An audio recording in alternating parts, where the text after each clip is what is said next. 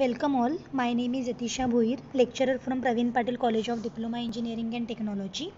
We are studying Computer Peripheral and Hardware Maintenance, that is CPH. Subject code is 22013. In the part 3 video of chapter 3, we have seen the multi-core processors. Now in this video, we will see the processor and BIOS. The chapter name is processor and BIOS, and this is the part 4 video of chapter 3. Now in this video we will see the coprocessor. What is coprocessor? So a coprocessor is a computer processor which is used to supplement the functions of the primary processor, that is CPU. Means CPU, central processing unit, is the main processor, right? CPU is the main processor. We have seen the different types of processors, right? Multiprocessor, microprocessor, general purpose processors, embedded processor. So these are all the main processors. So CPU is the main processor, and there are some coprocessors which is used to supplement the functions of the main processor, that is CPU. So operations performed by the coprocessor may be floating point arithmetic, graphics, signal processing, string processing, cryptography, or input-output interfacing with peripheral devices. So coprocessor is used to help the main processor. Okay, main processor is responsible for processing all the operations, but coprocessor is used to help or supplement the main processor. So there are different types of coprocessor. So it is used to perform some floating point arithmetic operations. Means what? Floating point arithmetic operation means decimal point values. So if you want to make the addition of floating point number, or you can call it as a decimal number, then floating point arithmetic is used in the coprocessor. So coprocessor is used to do these operations with the main processor, like floating point arithmetic means addition or multiplication, division, subtraction of floating point number. Floating point numbers are nothing but the decimal number, or you can call it as a point number. Then graphics, it is used to display the graphics also. Means what? If you want to make your graphics more better or make your screen resolution more better, then we can use the graphics. So graphics, there are some graphics drivers which is supplemented by the coprocessor. Signal processing is there, string processing is there, cryptography. So what is cryptography? Cryptography is used to hide the information, or it is used to encrypt the information. It is used in the hacking purpose. Okay, so in the cryptography means what? If you want to send your information and your information is confidential, then if you want to send the confidential information, then you will encrypt your information, and then only receiver can decrypt that information. So only your receiver can decrypt that information. So in the middleware, no one can hack that information. So you encrypt your information, right? So encrypting is called as a cryptography, or input output interfacing with peripheral devices. So these are all the operations which is done by the coprocessor. So there are different types of coprocessor. First is, what is a graphics coprocessor? So graphics coprocessor means what? Graphics hardware that performs a various 2D and 3D geometry and rendering functions, offloading the main CPU from performing such tasks. Today these functions are built into most stand graphics card. So graphics को processor क्यों use होता है? जैसे अगर 2D and 3D graphics हम लोगों को screen पे दिखाना है, राइट? 2D 3D ग्राफिक्स अगर स्क्रीन पे दिखाना है, तो अगर मेन प्रोसेसर अपना CPU जो है, CPU is the main processor, अगर मेन प्रोसेसर बिजी है, so we can do these tasks with the help of coprocessor also, right? So graphics को प्रोसेसर क्यों यूज़ होता है? ग्राफिक्स को प्रोसेसर यूज़ होता है 2D and 3D geometry, 2D and 3D pictures दिखाने के लिए स्क्रीन पे, सो मेन प्रोसेसर वो काम नहीं करता, वो क्या करेगा, सेपरेट ग्राफिक्स प्रोसेसर करेगा। अगर अपने कंप्यूटर में ग्राफिक्स को प्रोसेसर नहीं है तो वो काम भी किसको करना पड़ेगा, CPU को करना पड़ेगा, और CPU का लोड जो है वो बढ़ जाएगा। That's why we use graphics coprocessor. So graphics processor individually can handle all this 2D and 3D operations, 2D and 3D graphics operations. So graphics processor individually can handle this and CPU will not do this. So CPU will not be busy. Today these functions are built into most standalone graphics card. Means अभी ये operation करने के लिए हम लोग graphics card भी use कर सकते हैं। अगर ग्राफिक्स कार्ड है अपने पास तो ग्राफिक्स कार्ड भी यूज़ कर सकते हैं ये ऑपरेशन करने के लिए। ग्राफिक्स कार्ड भी यूज़ कर सकते हैं। जैसे अगर ग्राफिक्स कार्ड हम लोगों ने लगाया तो दैट्स वाई क्या होता है, स्क्रीन का रिजोल्यूशन जो है वो इंक्रीज़ हो जाता है। अगर कोई ऐसा गेम है जिसको चलाने के लिए हम लोग ग्राफिक्स कार्ड यूज़ कर रहे हैं, तो ग्राफिक्स कार्ड क्यों यूज़ करेंगे हम लोग, अगर किसी गेम का रिजोल्यूशन कम है, राइट, अगर किसी गेम का रिजोल्यूशन कम है तो वो गेम का रिजोल्यूशन को इंक्रीज़ करने के लिए हम लोग ग्राफिक्स कार्ड यूज़ करेंगे। सो ग्राफिक्स कार्ड 2D 3D जो भी है वो रिजोल्यूशन दिखाने के लिए हम लोग यूज़ करते हैं। तो अभी ग्राफिक्स को प्रोसेसर की ज़रूरत नहीं है, अभी हम लोग ग्राफिक्स कार्ड भी एक्सटर्नली अटैच कर सकते हैं, ठीक है। So next is the what is math coprocessor. The math coprocessor was an optional add-on for the Intel 8086, 808386 and 80486 processor which allowed the computer to perform faster mathematical calculations. मतलब क्या, math coprocessor अभी as its name suggests, math coprocessor is used to handle the mathematical operation, right? mathematical operation करने के लिए math coprocessor use होता है। but Intel 8086, 80386 and 80486 ये जो तीन प्रोसेसर हैं वो क्या है, this is the name of the processor. जैसे इंटेल i5 होता है, इंटेल i7 होता है, वैसे ही इंटेल 8086, 80386, 80486 प्रोसेसर्स हैं। और वो क्या करते हैं, because of it faster mathematical calculation होता है। बिकॉज ऑफ ग्राफिक्स को processor, because of math coprocessor we can do faster mathematical calculations, increasing its overall performance. Today all the computer processor are released with the math coprocessor incorporated onto the processor. तो अभी सारे computer में math को processor होता ही है। Newer computer release with the math coprocessor. So math coprocessor is use to do the faster mathematical operations. Okay, now the next is BIOS.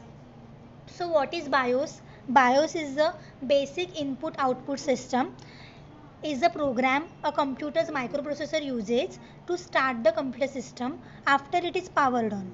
अभी BIOS क्या है, BIOS का full form क्या है, basic input output system. Basic input output system हम लोग क्यों use करते हैं, क्योंकि ये बेसिक इनपुट आउटपुट सिस्टम क्यों यूज़ होता है, it is use to start the computer. तो ये जो प्रोग्रामिंग रहता है वो कहाँ पे रहता है, वो रहेगा अपने मदरबोर्ड में। बायोस कहाँ पे रहता है, अपने मदरबोर्ड में।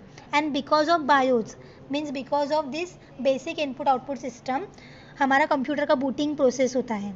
जैसे अगर हम लोग कंप्यूटर को स्टार्ट कर रहे हैं तो कंप्यूटर को स्टार्ट करने का काम कौन कर रहा है, बायोस कर रहा है। ओके, कंप्यूटर को स्टार्ट करने का काम, कंप्यूटर को स्टार्ट करना इज बूटिंग प्रोसेस, और वो प्रोसेस कौन कर रहा है, वो कौन कर रहा है, बायोस कर रहा है। मतलब कंप्यूटर को स्टार्ट करने का काम, कंप्यूटर को स्टार्ट करना मतलब क्या, बूटिंग करना। और बूटिंग का काम कौन करता है, उसका प्रोग्रामिंग किस में रहता है, बायोस में रहता है। That is basic input output system.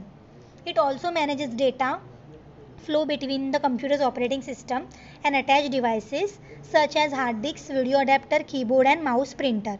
तो ये hard disk, video adapter, keyboard, mouse printer, इसमें डेटा फ्लो करने के लिए भी यूज़ होगा। मतलब ऑपरेटिंग सिस्टम जो अपना है, ऑपरेटिंग सिस्टम जैसे विंडोज़ 7 होता है, विंडोज़ 8 होता है, विंडोज़ 10 होता है, तो ये हो गया अपना operating system.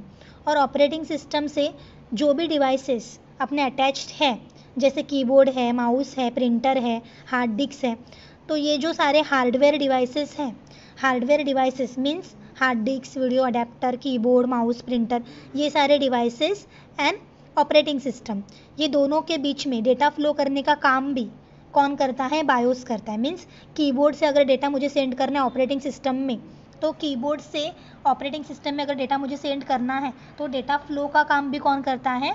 BIOS. So what is CMOS and CMOS battery? So CMOS battery is related with the BIOS. CMOS stands for complementary metal oxide semiconductor. It stands for complementary metal oxide semiconductor. Now you can see in the image. How the CMOS battery looks like. That round circle is a CMOS battery. So the CMOS battery powers the BIOS firmware in your laptop. CMOS battery क्या करेगा? BIOS को power करेगा. Means what? CMOS battery जो रहता है वो motherboard पे stick किया हुआ रहता है and it is use to power the BIOS. जो बायोस का फंक्शनैलिटी है उसको पावर सप्लाई करने का काम कौन करेगा? CMOS battery. Okay. BIOS needs to remain operational even when your computer isn't plug into a power source. Means BIOS is operational. अगर कंप्यूटर से पावर सोर्स नहीं भी है फिर भी बायोस ऑपरेशनल रहता है. अगर कंप्यूटर शटडाउन भी है तभी भी BIOS is operational because it saves the battery. That's where the battery comes in because it is a battery, right. Means it saves the power. जैसे हम मोबाइल चार्जिंग करते हैं तो मोबाइल अपना चार्ज रहता है, मोबाइल का बैटरी अपना चार्ज रहता है. जब बैटरी लो हो जाएगा तो वापस उसको चार्जिंग को लगाना पड़ता है. वैसे ही CMOS बैटरी है. जब हम लोग कंप्यूटर को ऑन करेंगे तो CMOS बैटरी जो है वो पावर हो जाएगा. जब हम लोग उसको शट डाउन करेंगे तो उसमें पावर है ना. मतलब क्या?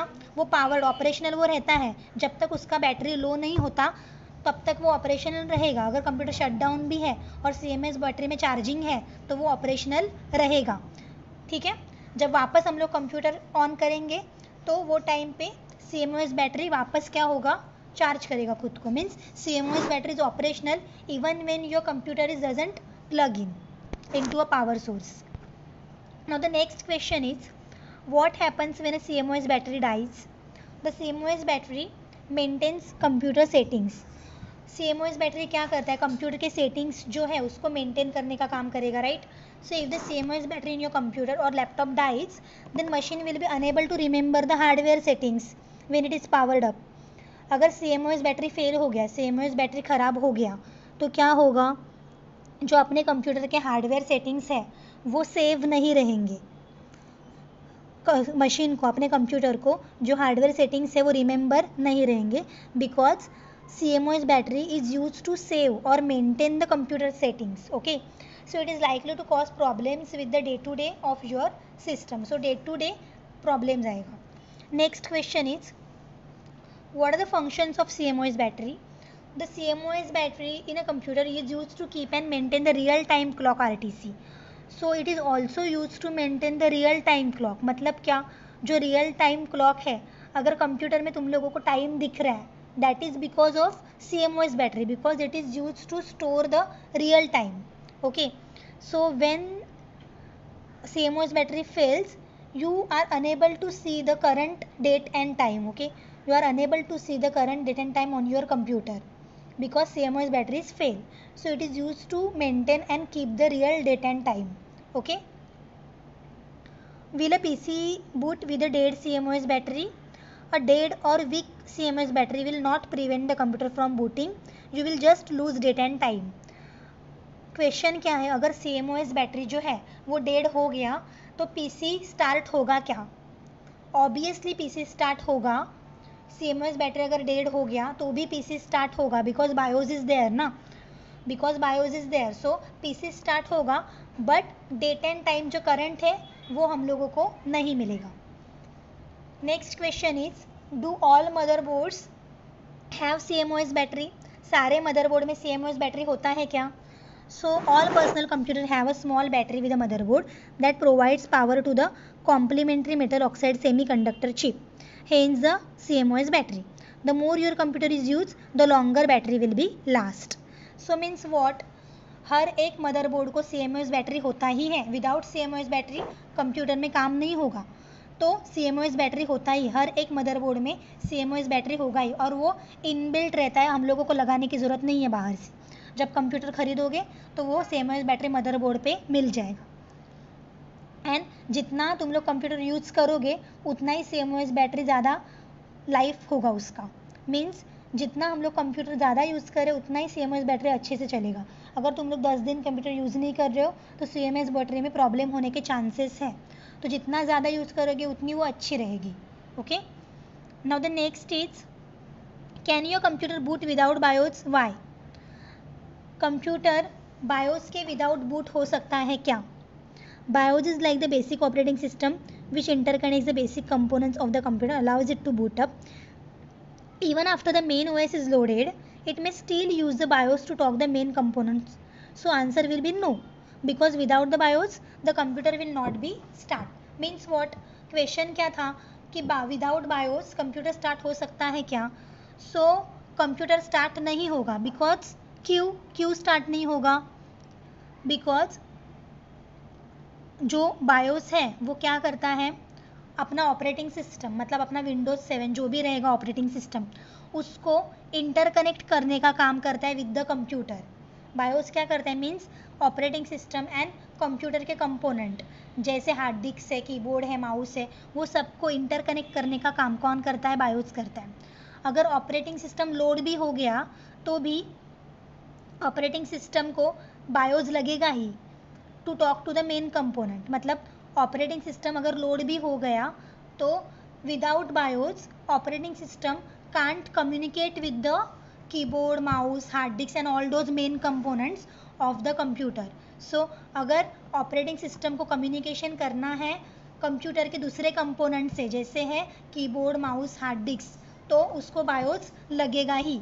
सो answer is no, means without a BIOS we can't boot a computer. Okay, हम लोग कंप्यूटर को बूट नहीं कर सकते, स्टार्ट नहीं कर सकते without BIOS. Okay, so from this third chapter is over. We will see chapter 4 in the next video. Thank you.